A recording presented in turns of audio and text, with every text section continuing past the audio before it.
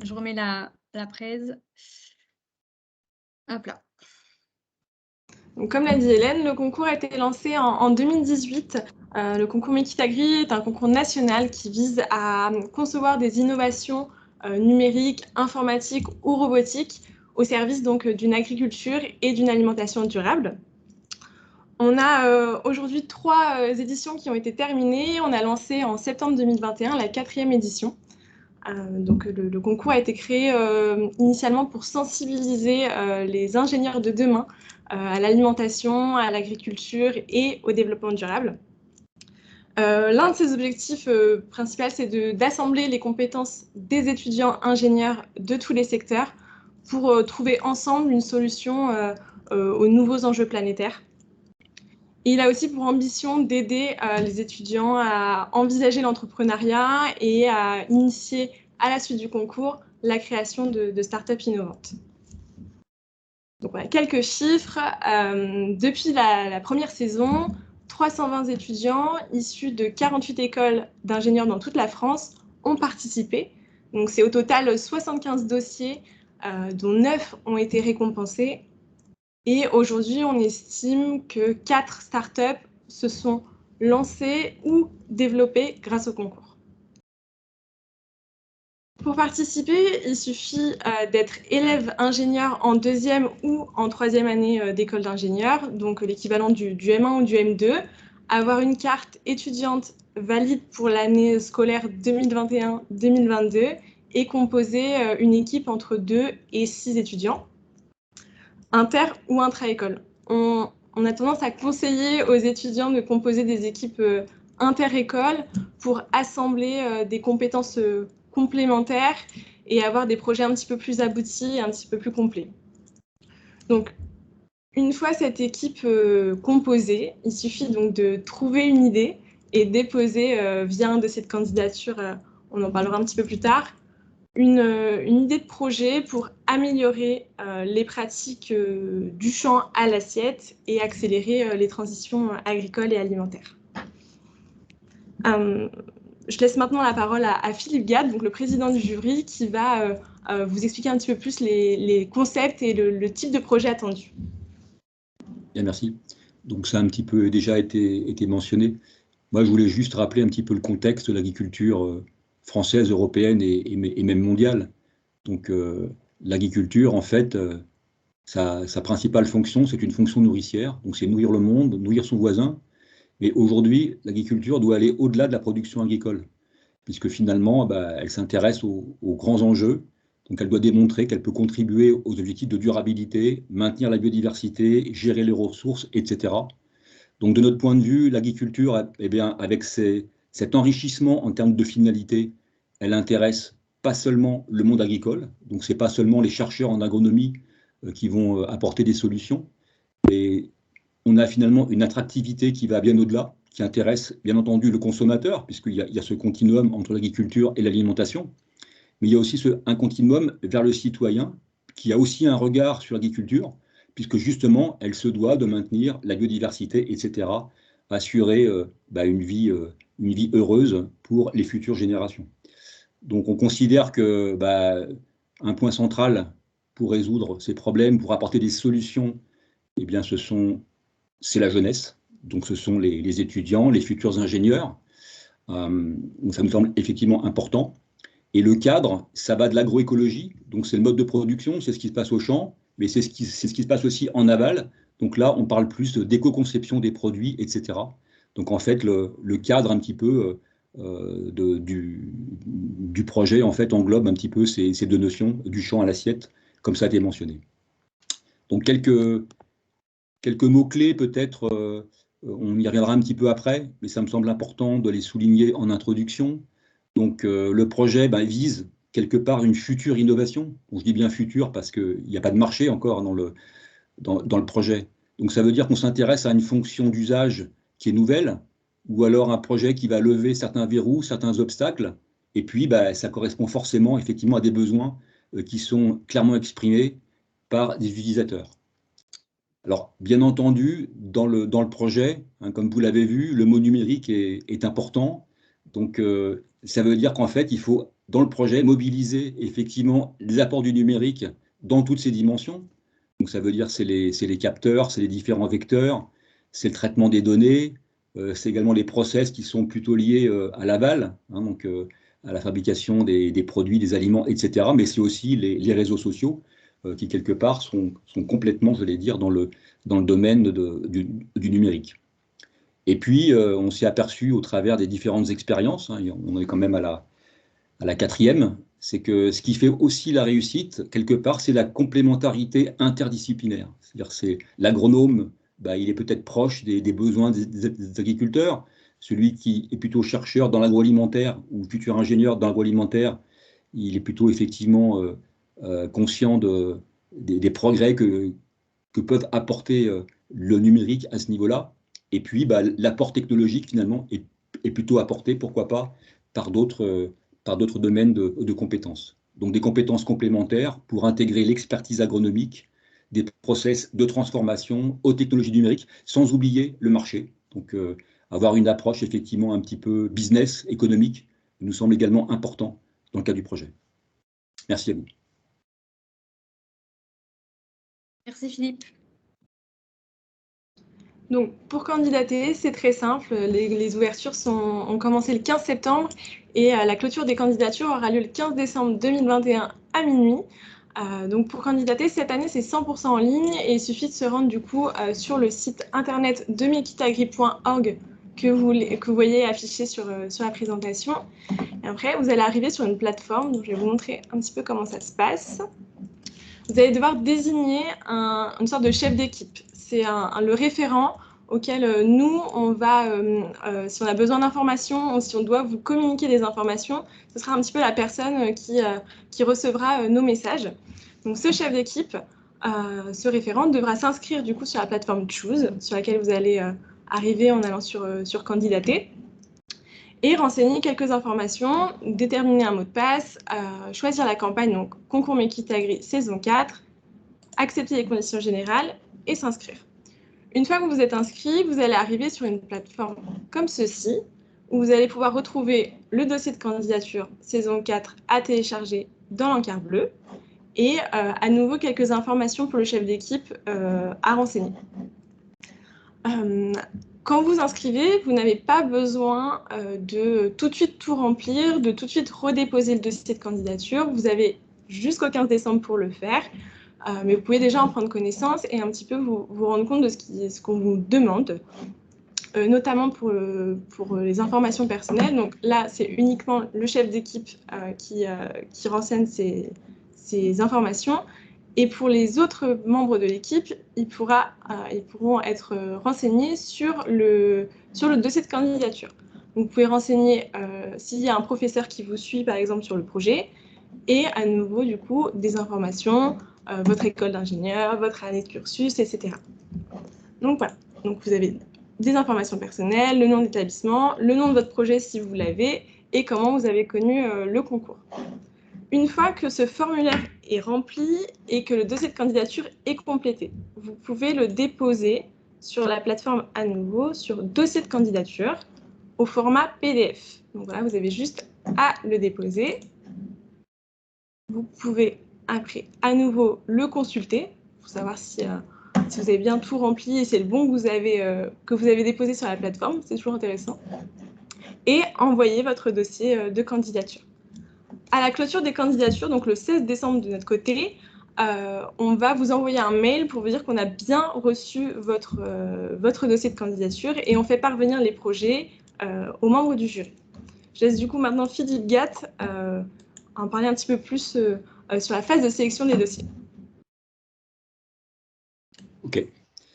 Donc effectivement, donc on a un premier dossier qui est à remplir, qui fait entre 5 et 10 pages, et qui doit suivre un chemin relativement cohérent. Donc il s'agit d'être relativement synthétique, pertinent et précis. Voilà. Donc, néanmoins, vous allez voir, c'est relativement simple. Il y a une première partie qui concerne la thématique. C'est quoi la thématique qui est mise en avant? C'est quoi le contexte dans lequel finalement cette thématique s'inscrit?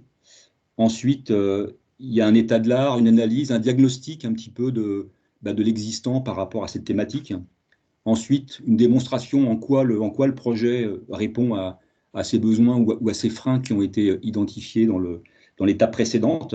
Et puis l'étape suivante, eh bien, c'est de mettre en avant finalement les innovations et en quoi le projet est innovant par rapport aux solutions existantes. Et puis enfin, en termes d'issue, en termes de débouchés, c'est quoi les résultats opérationnels que l'on attend en fin de projet? Donc c'est quoi les gains de performance, les bénéfices un petit peu au sens large, avec également ses perspectives, puisque finalement, on ne va pas demander à un projet qui va être fait en quelques mois d'être complètement abouti. Donc il faut avoir cette capacité, eh bien, quelque part, d'aller un petit peu vers l'avenir.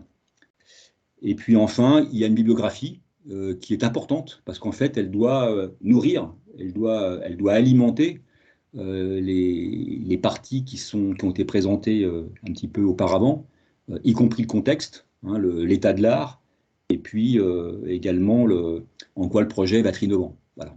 Donc ça, c'est le dossier en tant que tel. Et puis ensuite, ces dossiers sont transmis et puis sont analysés par le jury, dont je suis le président. Et là, comme ce n'est pas un examen, mais c'est un concours, on fait une sélection. Et on en retient 10, avec les critères et les parties tels que je les ai mentionnés. Donc j'espère qu'il y aura beaucoup de dossiers, et beaucoup de très bons dossiers, et qu'on aura beaucoup de mal, finalement, à n'en retenir que 10, tellement ils seront tous bons.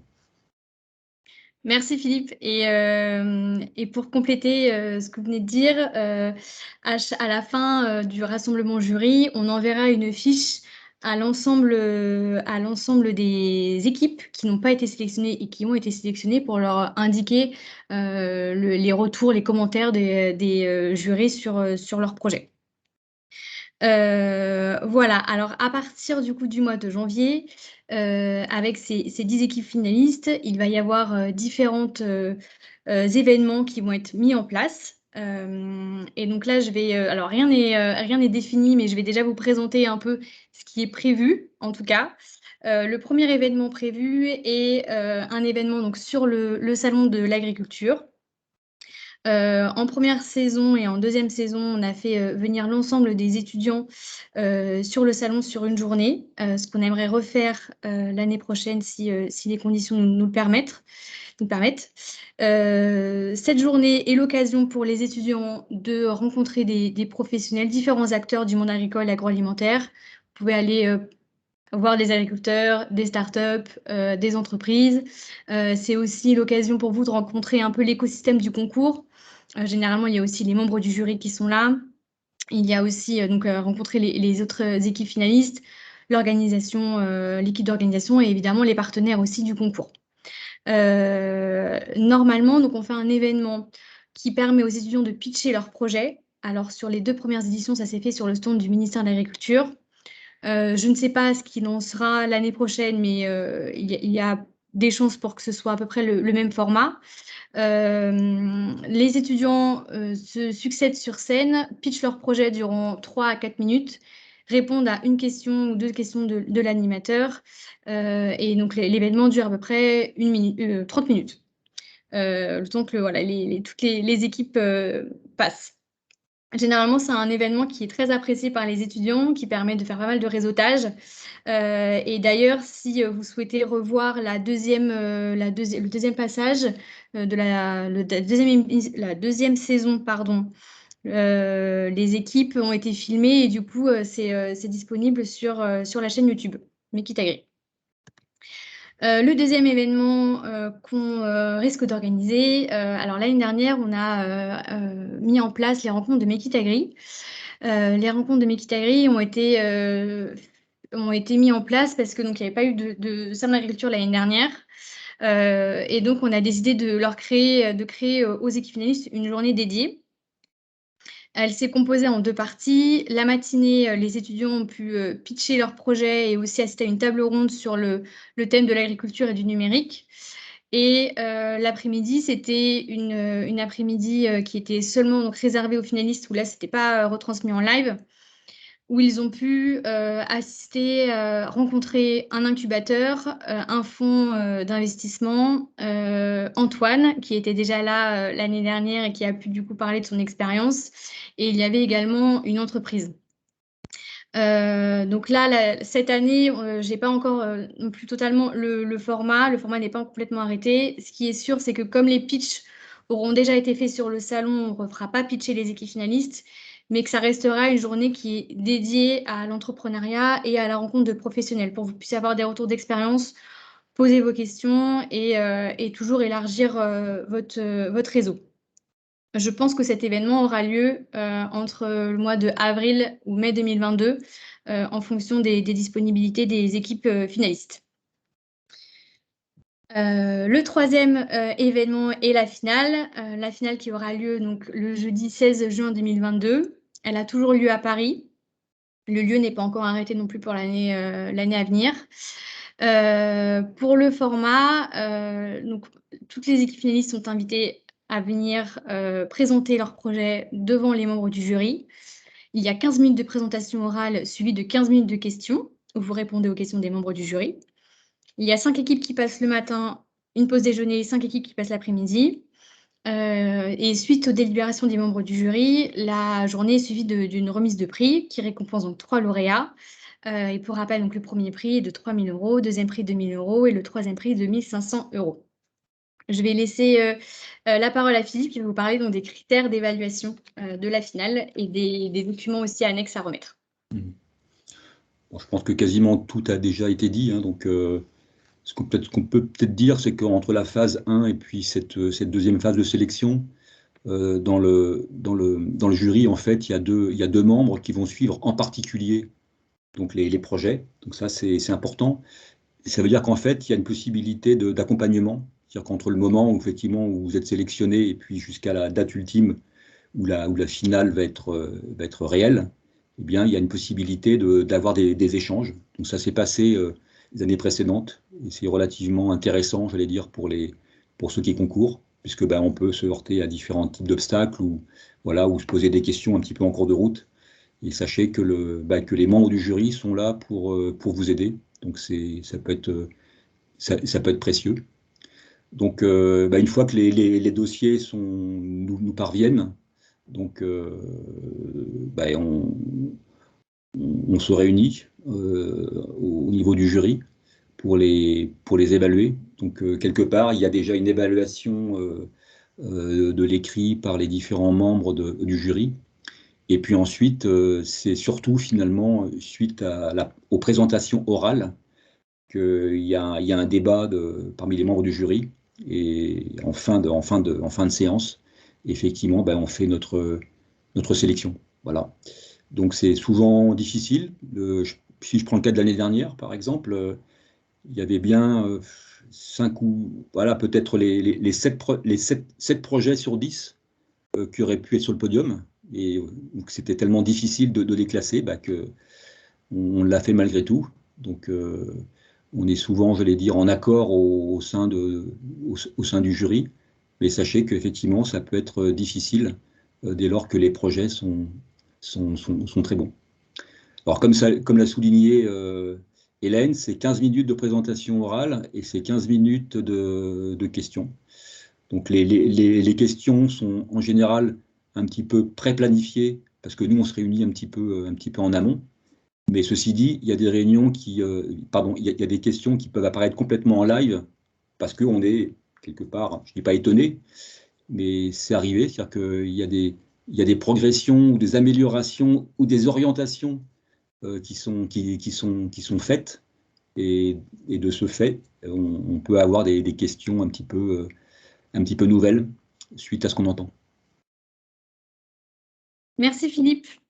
Et une petite précision pour les différents événements, donc pour les 3 événements qui auront lieu certainement tous les 3 à Paris, c'est le concours qui prend en charge les déplacements de l'ensemble des étudiants. Voilà, donc on va passer maintenant au deuxième temps de ce webinaire qui est le retour d'expérience. Et on va commencer avec Driss, donc Driss qui est responsable du pôle entrepreneuriat de l'ESA et qui a encadré 2 équipes finalistes déjà pour le concours en saison 2 et en saison 3. Driss, est-ce que vous pouvez rapidement nous rappeler quel a été le parcours de ces 2 projets et où ils en sont aujourd'hui? Voilà, où ils en sont aujourd'hui? Le parcours de ces étudiants, donc on avait 3 projets en fait, mais sachant qu'il y a un qui a abandonné parce que les critères demandés dans ce concours, comme il a dit Monsieur le Président du jury GATT, c'est un concours qui demande de haut niveau, donc c'est pour ça. Il faut avoir des équipes pluridisciplinaires, donc ce candidat était seul et on a du mal parfois à faire travailler des étudiants avec d'autres écoles et d'autres compétences. Donc nos étudiants, ils poursuivent leur projet. De mémoire, donc on avait Tétouan et Guénolé sur une partie digitale du poulailler mobile, et puis il y avait Mathieu Bouchenot qui était sur Agri-Trésor, sur une application du Trésor. Oui. Donc, ils poursuivent, ils ont toujours le statut d'étudiant entrepreneur et pour l'instant, on attend un moment donné pour les incuber chez nous. Voilà un peu sur le devenir de ces deux projets. Est-ce que vous pouvez nous dire comment est abordé l'entrepreneuriat à l'ESA et s'il y a des accompagnements qui sont mis en place pour les étudiants qui souhaitent justement monter après leur projet? Voilà, donc nous, l'école, on a plusieurs disciplines. C'est vrai, on a depuis quelques années, je dirais depuis 2009, on a commencé à s'intéresser beaucoup plus à structurer l'entrepreneuriat. Tout à l'heure, je vous ai dit qu'il y a des travaux derrière. L'ESA a investi dans de nouveaux locaux, des espaces de coworking pour l'incubateur. Donc l'entrepreneuriat, pour nous, c'est une mission, mais avec quatre étapes. Il y a la sensibilisation à l'entrepreneuriat, à l'intra-entrepreneuriat. Il y a aussi la formation. Donc, on a des modules d'entrepreneuriat, 3 semaines pour créer. Donc, ils sont accompagnés par les spécialistes de l'entrepreneuriat, tout le réseau d'entreprendre. La troisième phase, c'est l'accompagnement. Donc, l'accompagnement, ça concerne les IM2, les M2, ceux qui substituent leur stage. Donc là, on les accompagne pour avoir le statut d'étudiant entrepreneur et ils substituent leur stage. Donc, pendant les 5-6 mois de stage, c'est des étudiants qui choisissent de réaliser leur projet. Donc, l'ESA leur facilite un petit peu l'accès et en même temps, on est accompagné par le réseau Pépite. Et la 5e ou la 4e étape, c'est l'incubation. Donc, au-delà, une fois qu'ils sont diplômés, les étudiants, ils ont un espace de coworking. J'ai à côté de 2 entreprises qui sont installées. Pour nos candidats, donc Guénolé et, si je reviens aux ceux qui ont participé à Market Agri, donc ils n'habitent pas toujours à Angers, nos étudiants. Donc, ils sont ailleurs. Parfois, ils se déplacent parce qu'au niveau de leur étude de marché, donc ils préfèrent choisir soit leur ville, soit des villes qui répondent plus ou moins à leur étude. Voilà ce qui concerne un peu l'entrepreneuriat et comment on l'aborde à l'ESA. Rapidement. Merci. Et une dernière question. Selon vous, en quoi est-ce important pour des étudiants participer à ce type de concours comme Market Agri? Est-ce que ça leur permet de développer d'autres compétences par rapport à des élèves ingénieurs? Oui, c'est vrai, c'est difficile de répondre rapidement à cette question parce qu'il y a plusieurs volets en fait dans cette question. Il y a l'aspect l'étudiant entrepreneur et après il y a toutes les compétences entrepreneuriales que peuvent développer les étudiants. C'est sûr, tout à l'heure, j'ai commencé par dire l'étudiant entrepreneur ou la compétence, on la compare toujours à un sportif de haut niveau, si on veut faire une compétition. Donc, un sportif de haut niveau donc, développe des compétences de rigueur, d'entraînement, donc de manager son temps, de bien gérer son temps, parce que c'est des étudiants qui travaillent leur projet en plus des études scolaires. Donc, c'est ça ce qui fait la différence et ce qu'on les qualifie souvent de sportifs de haut niveau. Donc, c'est un travail qui, chez eux, développe plusieurs compétences, au-delà des compétences de la gestion, du marketing, etc. Donc, ils développent des compétences transversales de management et puis, surtout, ce qu'on a évoqué, c'est créer le métier de demain, c'est-à-dire d'être visionnaire. C'est ce qu'on souhaite. Voilà, donc c'est des étudiants, pour moi, c'est des compétences qui par la suite répondre à des besoins, à créer des métiers qui n'existent pas. Voilà un petit peu. Donc, je Merci souhaite. beaucoup. Voilà. Merci beaucoup, Driss, pour votre participation et ce retour d'expérience. On va passer à Antoine. Antoine, est-ce que tu es bien avec nous? Je suis là. Oui, Voilà. super.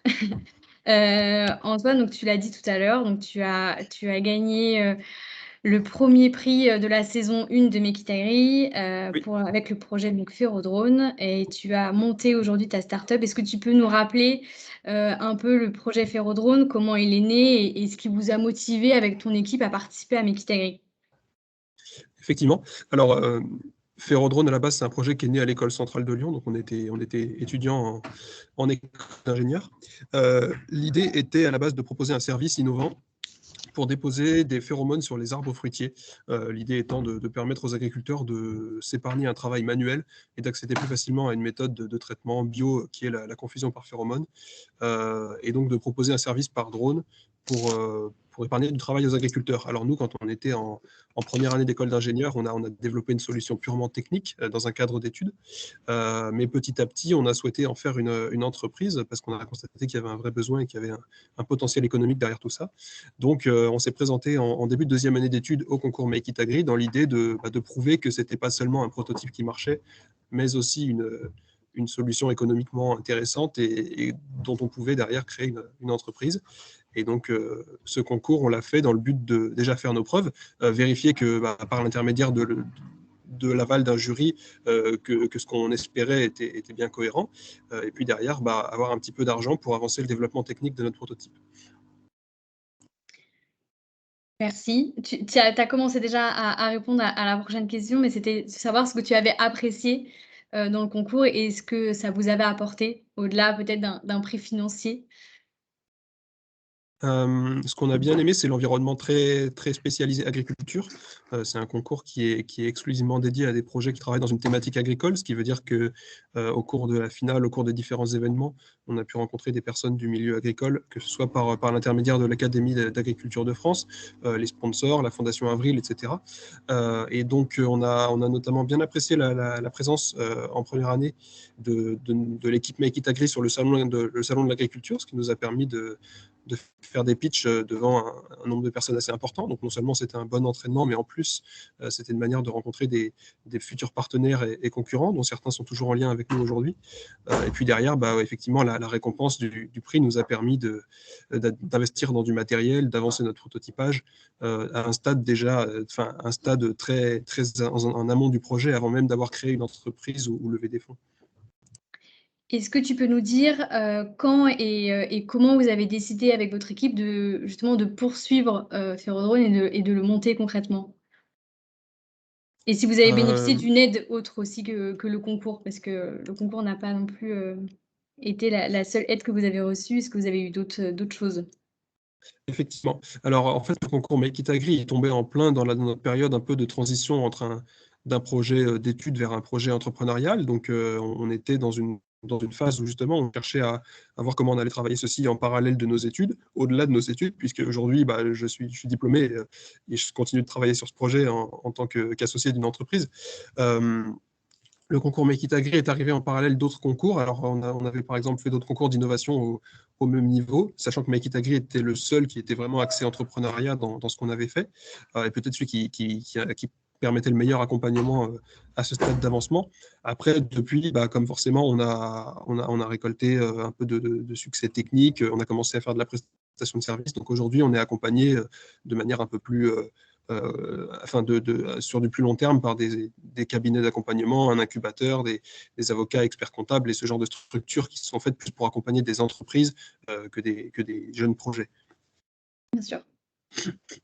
Alors pour finir, pour conclure, est-ce que tu aurais quelques conseils à donner à des futurs participants qui nous écoutent peut-être aujourd'hui? Alors, moi, je recommanderais de tout de suite aller, surtout dans ce cadre agricole, de tout de suite aller sur le terrain, essayer de récolter le plus possible d'informations sur le terrain. Par exemple, à partir du moment où on a eu une idée, il a fallu prouver que cette idée était vraiment pertinente. On pensait avoir identifié un besoin, il a fallu prouver que ce besoin existait vraiment et que c'était exactement ce qu'on avait identifié. Et donc en allant discuter avec des personnes sur le terrain, échanger avec des agriculteurs, des entreprises qui les accompagnent, des coopératives, on peut très vite voir quels sont les réels enjeux, quels sont les réels besoins d'innovation, et là où on peut frapper fort avec une innovation qui va être bien reçue et dont le prix sera facilement accepté parce qu'il apporte un véritable intérêt au quotidien pour les agriculteurs. Autre chose importante, se faire accompagner. Nous, on n'a jamais cessé d'aller chercher des accompagnements, que ce soit par des concours ou organismes de financement, mais aussi vraiment par un réseau d'experts, de personnes expérimentées, compétentes, qui font ça parfois à titre gracieux, parfois dans le cadre d'une prestation d'accompagnement. Mais ce qui est sûr, c'est qu'on ne pourrait pas, nous, AgriBuilders, avancer tout seuls, sans tout le réseau qu'on a autour de nous pour nous guider dans nos choix et dans notre recherche de financement au quotidien aussi. Merci beaucoup. Je suis désolée, j'ai pas mis ta slide. Peut-être que tu peux commenter les 2 photos qui étaient dessus. Oui, ça alors, permettra justement aussi de dire où tu en es concrètement aussi aujourd'hui. Eh bien, à gauche, on voit le drone qu'on a conçu, donc un système de largage de colliers qui diffuse des phéromones et qu'on vient déposer sur les arbres. Nous, on a conçu un système qui permet aux agriculteurs de traiter leurs parcelles avec leurs produits et notre technologie de drone que l'on voit sur cette image. Et puis, on est une équipe de 3. Alors, vous avez de la chance, vous voyez mes 2 associés, Antoine et Alexis, sur l'image de droite, qui étaient avec moi déjà lors de cette participation au concours Make It Agri. Et donc, c'est nous qui nous rendrons sur le terrain pour l'instant pour faire nos propres prestations, d'où cette image sur une parcelle de noyer en Isère. Merci beaucoup, Antoine. Merci à toi, Hélène. Valentine, je te laisse présenter Gauthier. Donc, merci Antoine. Voici Gauthier. Donc, Gauthier de Monténard est cofondateur du projet Informe Élevage, qui est fraîchement lauréat, puisqu'il a été récompensé en juin dernier avec 3 de ses camarades. Donc voilà, Gauthier, merci d'être avec nous et je te laisse présenter un petit peu comment est né ton projet, enfin votre projet, et pourquoi vous avez participé à Make It Agri. Nous, si je peux dire, on a vraiment conçu le projet pour le concours. En septembre, octobre dernier, on était un peu en reconfinement. Et donc, pour garder le contact avec mes amis qui venaient d'autres écoles d'ingénieurs, on s'est dit que ce serait pas mal de faire quelque chose de proactif et du coup de participer au concours. Donc, à partir de là, on a essayé de multiplier les interviews avec différents acteurs du monde agricole. Et puis donc on a brainstormé et puis on a fini par trouver un projet qui avait une vraie utilité, en tout cas potentielle, et qui nous plaisait, avec lequel on allait pouvoir s'amuser. Donc cette idée d'avoir un chatbot qui puisse aider les éleveurs à faire des prédiagnostics sur les maladies probables de leurs animaux, étant donné qu'il y a un certain manque de vétérinaires en milieu rural. Et finalement, qu'est-ce que vous avez apprécié le plus au sein du concours et qu'est-ce que ça vous a apporté en termes de construction, etc. Puisque c'était un projet assez frais finalement pour vous. Ouais, il y a pas mal de choses. Moi, je trouvais assez génial de pouvoir mettre en application toutes les notions que j'apprenais en cours, mais entre guillemets à ma sauce sur mon projet, sur un projet perso. Évidemment, c'était vraiment très sympa de travailler avec des amis. Et c'était bien que le concours nous force un petit peu, nous mettre un cadre avec des échéances, des dossiers à rendre, des présentations à préparer aussi. Et puis c'était stimulant d'avoir un petit peu cette notion de concours, donc forcément de compétitivité. Ça nous a un peu poussé à nous dépasser. Et puis il y avait cette belle carotte, ces 3 000 € pour les vainqueurs, ça motivait aussi. Et puis c'est vrai que c'était quand même vraiment, vraiment très sympa que le concours nous permette de pouvoir jouer un petit peu à la Startup Nation, de pouvoir mettre sa petite chemise blanche, se faire payer le train jusqu'à Paris, aller prendre le micro devant des dizaines de quinquagénaires en costard pour pitcher son projet.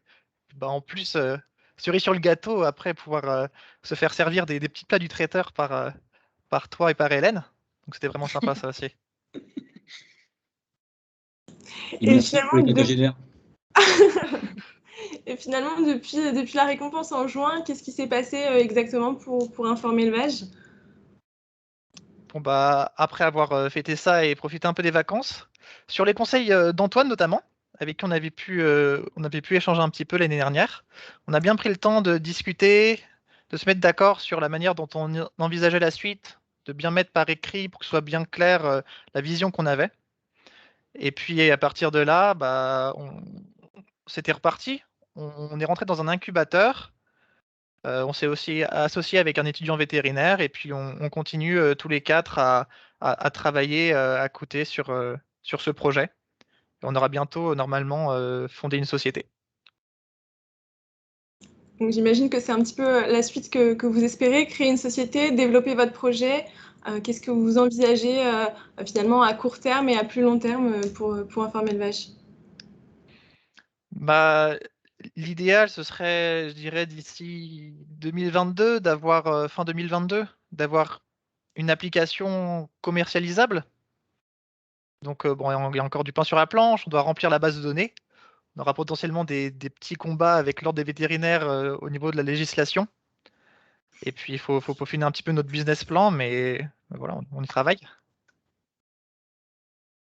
Et pour finir, est-ce que toi, tu as des conseils un petit peu à donner aux futurs participants qui nous regardent, ce que tu peux leur conseiller et leur souhaiter pour la suite? Bah, je dirais que d'abord, même si bon, c'est avant tout une innovation technologique, je pense que pour le concours, c'est pas mal de pas trop lésiner la partie marketing, d'essayer de soigner un petit peu ses visuels, de faire des beaux schémas pour l'oral, même pour les dossiers. Essayer de faire une belle présentation vidéo aussi, pas juste rester planté pendant 2 minutes à lire son texte, essayer de mettre des plans un peu plus sympas pour la vidéo de présentation.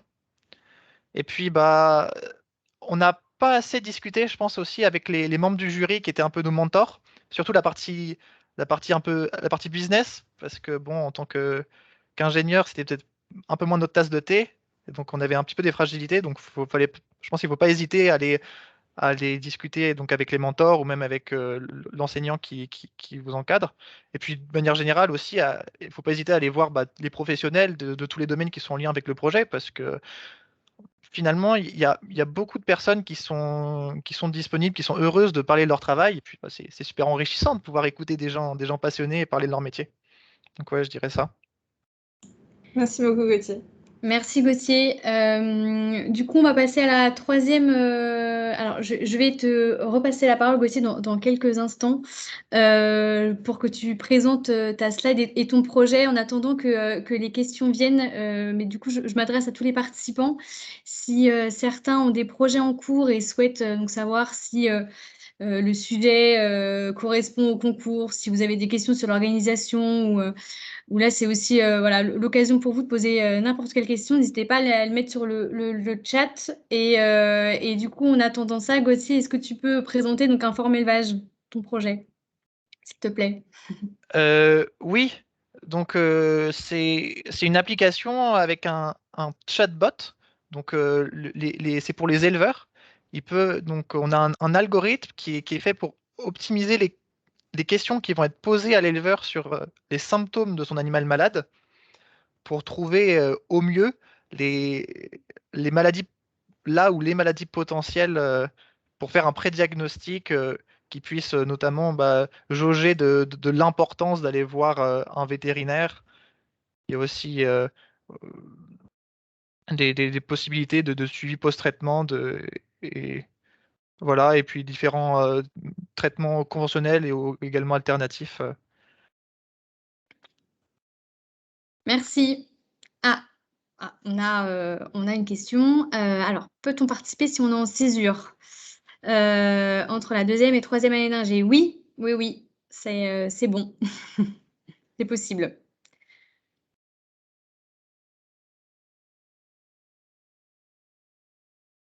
Je vous mets également sur le chat mon adresse mail si jamais là vous n'avez pas de questions, mais si des questions. Ah, je vois qu'il y a une autre question qui arrive.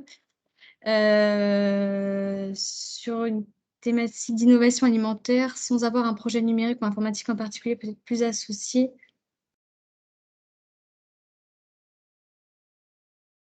Alors, Florent, si ça ne te dérange pas, je vais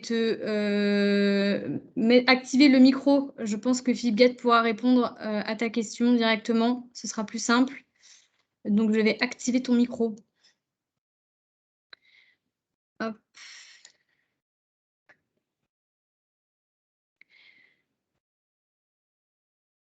J'arrive. Hop là, normalement, on va pouvoir t'entendre. Alors effectivement, moi je suis un Florent également, mais coporteur de projet avec Florent Caro ici qui a mis le message, mais c'est pas le bon Florent. Ah, pardon. Il y a deux Florent. Le petit effectivement, piège. on est deux Florent et on travaille tous les deux ensemble. En fait, mais... Pardon. Je vous en prie. Florent Caro, du coup, j'active ton micro. Ouais, c'est bon pour moi. Ouais, donc du coup, c'est pas bien grave, Florent aurait pu répondre aussi.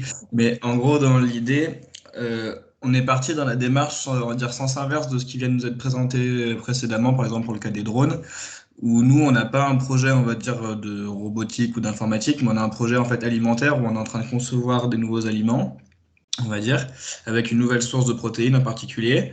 Et l'idée, c'est que du coup, on n'a pas vraiment ni une application, ni un robot spécial à vendre, enfin à proposer pour le concours, je veux dire.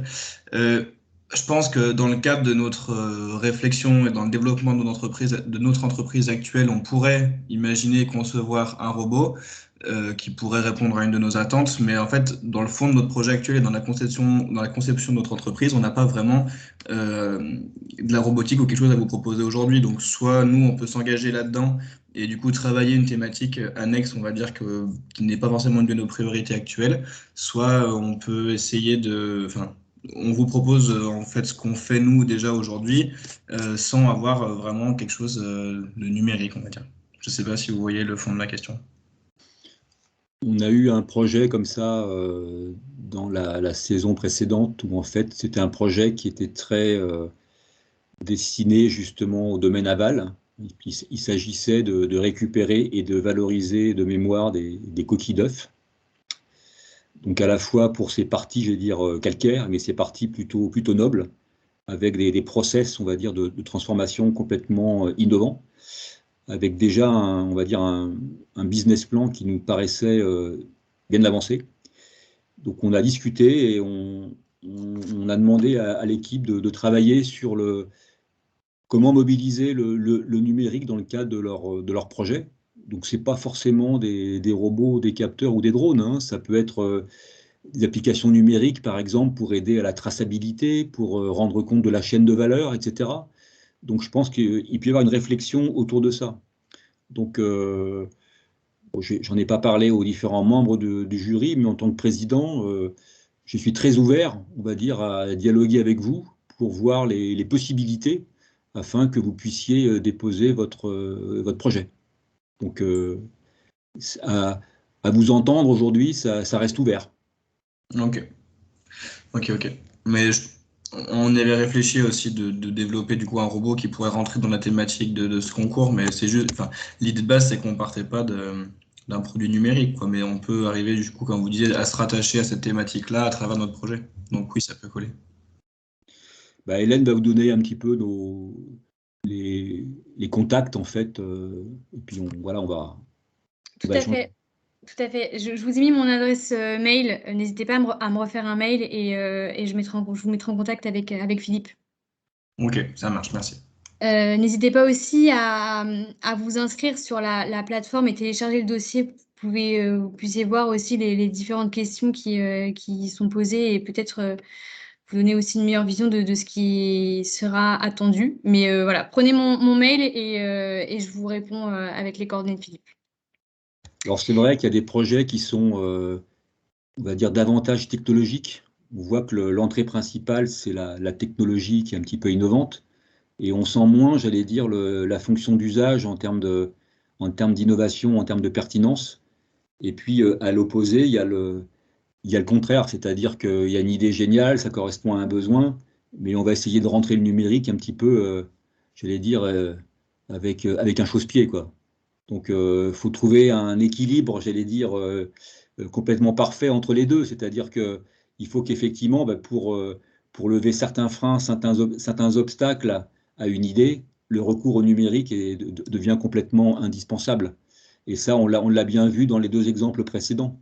Donc, il y a effectivement le drone. Bon, le drone, c'est un vecteur. Donc, mais l'usage, c'est de se dire, on va mettre des molécules, soit auxiliaires ou soit des phéromones au sommet des arbres. Donc, c'est un petit peu compliqué.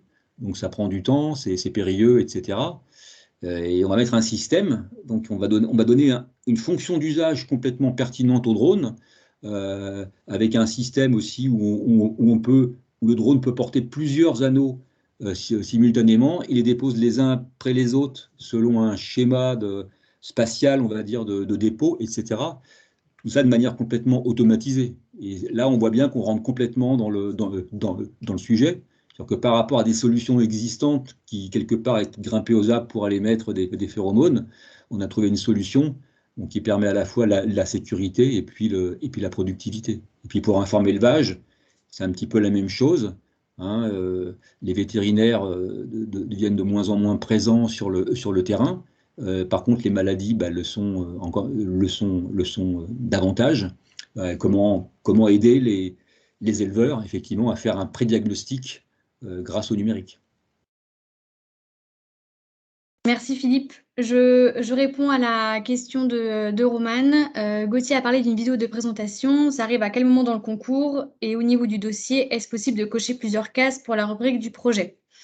Alors, pour la première question, alors la vidéo de présentation, c'est vrai qu'on demande une courte vidéo d'1 minute 30 environ à chaque équipe finaliste. Ça nous permet de communiquer sur les projets, sur les réseaux du concours.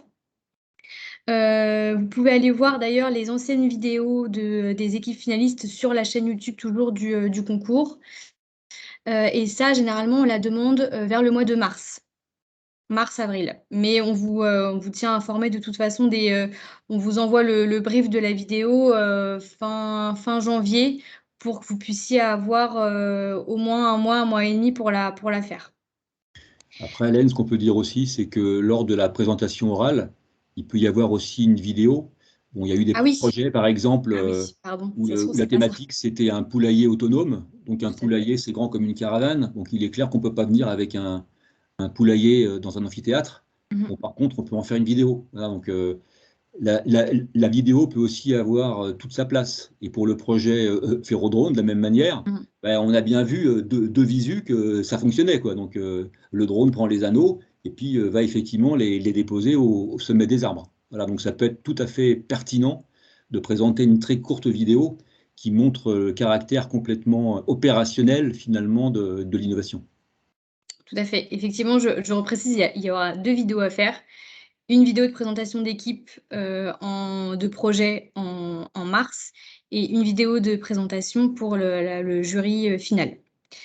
Et pour la deuxième question, est-ce qu'il est possible de cocher plusieurs cases pour la rubrique du projet? Oui, c'est possible. D'ailleurs, il y a bien la fonctionnalité, enfin, vous pouvez bien sélectionner plusieurs cases quand vous téléchargez le dossier. C'est bien possible. Voilà. Romane, j'espère avoir... Oh, super. Super si c'était clair. N'hésitez pas si vous avez d'autres questions. Il nous reste encore un petit peu de temps. Sinon, encore une fois, n'hésitez pas à me faire un mail. Si vous voulez aussi avoir un aperçu, donc comme je l'ai mentionné tout à l'heure, de ce qui a été fait les autres saisons, on a une page Facebook, un compte LinkedIn Mekitagri et Florent, je vais te relaisser la parole, et donc une chaîne YouTube où on a mis nos événements et tous nos lives. Je repasse la parole à Florent, en espérant que ce soit le bon Florent. Oui, c'est bon. Ouais, la question que j'avais, en fait, c'est encore par rapport à notre projet. Avec Florent, le deuxième, du coup, on devrait être au Canada à ce moment-là. Et on risque du coup de faire sûrement un aller-retour pour revenir sur Paris pour le concours. Et du coup, je voulais juste savoir combien de temps ça durait et comment ça peut s'organiser. Enfin, déjà, si c'est réalisable ou pas forcément. On est hyper motivé pour passer ce concours-là, mais c'est vrai que du coup, les conditions, elles sont compliquées, quoi. Qu'est-ce qui dure combien de temps, pardon? C'était la journée sur Paris. Pour la finale? Ouais, enfin pour la finale. En fait, je me projette, je me dis si on s'inscrit, autant que, enfin si ça avance, il faut que ce soit réalisable pour nous aussi. Bien sûr. Alors la finale, c'est une journée. C'est une journée le 16 juin, ça c'est déjà arrêté. Après, donc, il y a 2 autres événements où là, nous, on vous invite, mais il n'y a pas d'obligation de participation, même si on le fait pour vous, et c'est mieux si vous pouvez venir. Mais du coup, la finale, c'est voilà, le 16, et il y a la remise de prix le jour même. Et après, donc, normalement, nous, on aide les équipes à venir aussi sur Paris. Si vous êtes à l'étranger, on verra ce qui est possible de faire. Mais en tout cas, le but, c'est que toutes les équipes finalistes, on essaie d'aider toutes les équipes finalistes à venir le jour de la finale. Ça marche, merci. Je vous en prie.